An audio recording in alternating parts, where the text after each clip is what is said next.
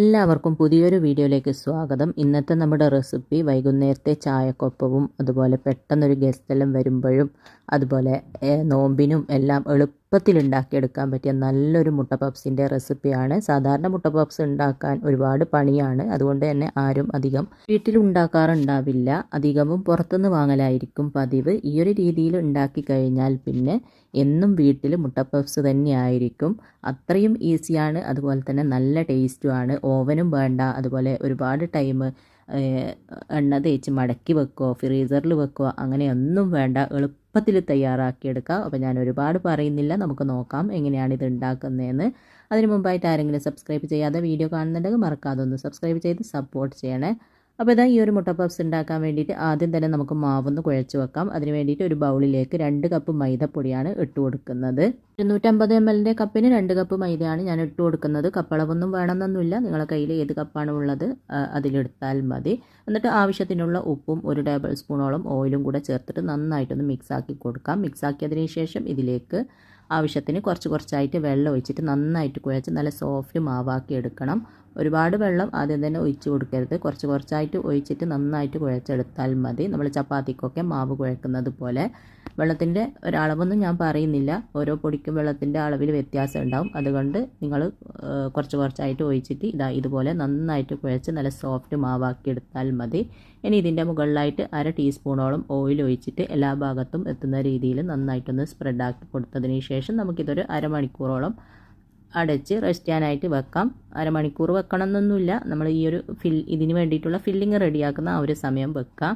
ഇനി ഞാനൊരു പാത്രം അടുപ്പത്ത് വെച്ചിട്ടൊന്ന് ചൂടാക്കിയിട്ടുണ്ട്. അതിലേക്ക് 2 ടേബിൾ സ്പൂണോളം വെളിച്ചെണ്ണ ഒഴിച്ച് കൊടുക്കാം.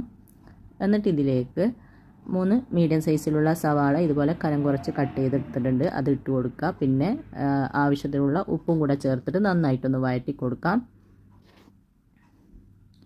അപ്പോൾ ഇതാ സവാളയെല്ലാം ഇതുപോലെ നന്നായിട്ടൊന്ന് വഴറ്റിയിട്ടുണ്ട്. ഒരുപാട് വഴറ്റി അങ്ങ് ഉടഞ്ഞു പോകണ്ട, ഈ ഒരു രീതിയിലൊന്ന് വഴറ്റിയെടുത്താൽ മതി. ഇനി ഇതിലേക്ക് 4 അല്ലി വെളുത്തുള്ളിയും ഒരു ചെറിയ കഷ്ണം ഇഞ്ചിയും 3 പച്ചമുളകും കൂടെ ഒന്ന് ചതച്ചെടുത്തതാണ്, അത് ഇട്ട് കൊടുക്കാം. പിന്നെ കുറച്ച് കറിവേപ്പില ചെറുതായിട്ട് കട്ട് ചെയ്തത് കൊടുത്തിട്ടുണ്ട്, അതെല്ലാം കൂടെ ഇതിലേക്ക് ഇട്ടിട്ട് നന്നായിട്ടൊന്ന് വഴറ്റി കൊടുക്കുക.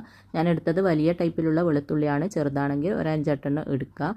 നന്നായിട്ട് വഴറ്റിയതിന് ശേഷം ഇതിലേക്ക് 1/4 ടീസ്പൂൺ മഞ്ഞൾപ്പൊടി, 1/2 ടീസ്പൂൺ കുരുമുളകിൻ്റെ പൊടി, 1/2 ടീസ്പൂൺ ഗരം മസാലപ്പൊടിയും കൂടെ ചേർത്തിട്ട് നന്നായിട്ടൊന്ന് വഴറ്റി കൊടുക്കാം. വേറെ പൊടികളൊന്നും ഇതിലേക്ക് ചേർത്ത് കൊടുക്കുന്നില്ല, ഇത് മാത്രം മതി. അടിപൊളി ടേസ്റ്റാണ്.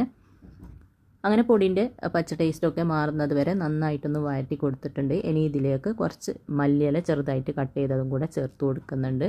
മല്ലിയിലൻ്റെ ഫ്ലേവർ ഇഷ്ടമുണ്ടെങ്കിൽ മാത്രം ചേർത്ത് കൊടുക്കുക. മല്ലിയിലും കൂടെ ചേർത്തിട്ട് വീണ്ടും നന്നായിട്ടൊന്ന് വഴറ്റി കൊടുത്തതിന് ശേഷം നമുക്ക് അടുപ്പ് ഓഫാക്കാം. അങ്ങനെ നല്ല ടേസ്റ്റി ആയിട്ടുള്ള മുട്ട പപ്സിൻ്റെ ഉള്ളിൽ വെക്കാനുള്ള ഒരു ഫില്ലിംഗ് ഇവിടെ റെഡി ആയിട്ടുണ്ട്. ഇനി അടുപ്പ് ഓഫാക്കിയതിന് ശേഷം ഇതൊന്ന് ചൂടുക്കാനായിട്ട് മാറ്റി വെക്കാം. അങ്ങനെ ഇതാ നമ്മൾ മാവ് കുഴച്ച് വെച്ചിട്ട് 25 മിനിറ്റോളം കഴിഞ്ഞിട്ടുണ്ട്. നമ്മൾ ഫില്ലിംഗ് റെഡിയാകുന്നത് വരെയാണ് ഞാൻ കുഴച്ച് വെച്ചത്. അപ്പോഴത്തേക്ക് നല്ലതുപോലെ സോഫ്റ്റായി വന്നിട്ടുണ്ട്. ഇനി നമുക്ക് ഇത് ഒന്നും കൂടെ ചെറുതായിട്ടൊന്ന് കുഴച്ച് കൊടുത്തതിന് ശേഷം ഇതിൽ നിന്ന് കുറച്ചായിട്ട് മാവ് എടുത്തിട്ട് ഇതുപോലെ ഒന്ന് ഉരുട്ടിയെടുക്കാം. നമ്മൾ പൂരിക്ക് എടുക്കുന്നതിനേക്കാളും കുറച്ചും കൂടെ അധികം മാവ് എടുത്താൽ മതി. ചപ്പാത്തിൻ്റെ അത്ര വേണ്ട, അതിലും കുറച്ച് കുറവായിട്ട്. എന്നിട്ട് ഇതുപോലെ ഒന്ന് ഉരുട്ടിയെടുത്തിട്ടുണ്ട്. ഈ ഒരു രീതിയിൽ റെഡിയാക്കി എടുക്കുക. അങ്ങനെ ബാക്കിയുള്ള മാവ് മുഴുവനും ഈ ഒരു രീതിയിൽ തന്നെ റെഡിയാക്കി എടുക്കുക. അങ്ങനെ മാവെല്ലാം ഇതുപോലെ ഉരുളകളാക്കി എടുത്തിട്ടുണ്ട്. 11 ബോൾസാണ് നമുക്ക് കിട്ടിയിന്. ഇനി ഇതിൽ നിന്ന് ഓരോന്നും എടുത്തിട്ട് നമുക്കൊന്ന് പരത്തിയെടുക്കാം. അപ്പോൾ കൗണ്ടർ ടോപ്പുമ്മലേക്ക് അല്പം മൈദ തൂക്കി കൊടുക്കുക. എന്നിട്ട് റെഡിയാക്കിയ ബോൾസിൽ നിന്ന് ഒരെണ്ണം എടുത്തിട്ട് നന്നായിട്ട് കനം കുറച്ചിട്ട് തന്നെ പരത്തി കൊടുക്കുക. ഒരെണ്ണം എടുക്കുന്ന സമയത്ത് ബാക്കി അടച്ച് വെക്കുക, അല്ലെങ്കിൽ മുകൾ ഭാഗം ഡ്രൈ ആയി പോകും. അതുകൊണ്ട് ഒരെണ്ണം എടുക്കുക, ബാക്കിയുള്ളത് അടച്ച് വെക്കുക.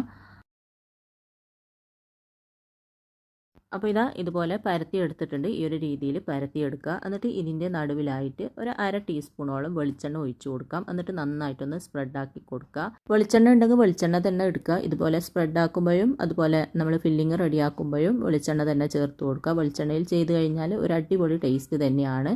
എന്നിട്ട് ഇതുപോലെ ഒന്ന് മടക്കി കൊടുക്കുക. ആദ്യം 2 ഭാഗത്തു നിന്നും മടക്കുക, പിന്നെ ഇതുപോലെ ഈ വീഡിയോയിൽ കാണുന്നത് പോലെ മടക്കി കൊടുത്താൽ മതി. നമ്മൾ മടക്ക് ചപ്പാത്തിയെല്ലാം ഉണ്ടാക്കുന്നില്ലേ, ആ ഒരു രീതിയിലൊന്ന് മടക്കി കൊടുക്കുക. അങ്ങനെ ഒരെണ്ണം ഇവിടെ റെഡി ആയിട്ടുണ്ട്. ബാക്കിയുള്ളതും സെയിം രീതിയിൽ തന്നെ ചെയ്തെടുക്കുക.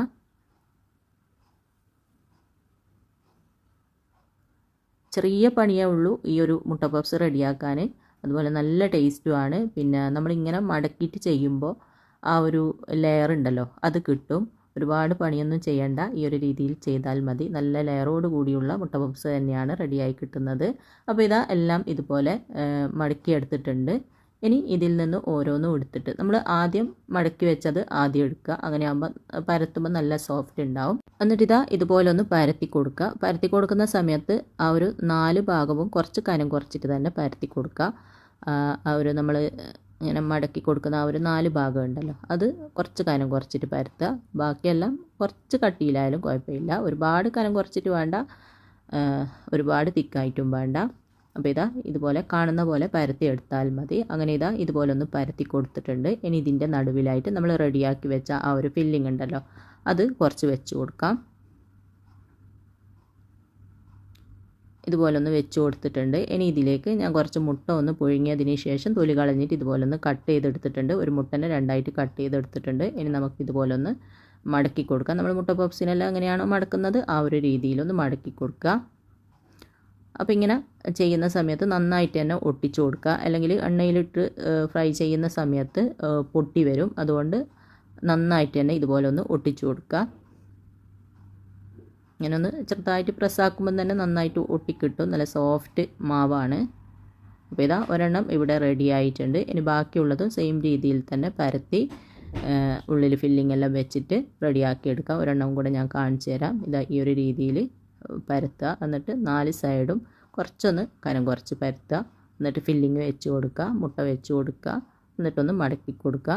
അങ്ങനെ എല്ലാം ഇതുപോലെ ചെയ്തെടുത്താൽ മതി.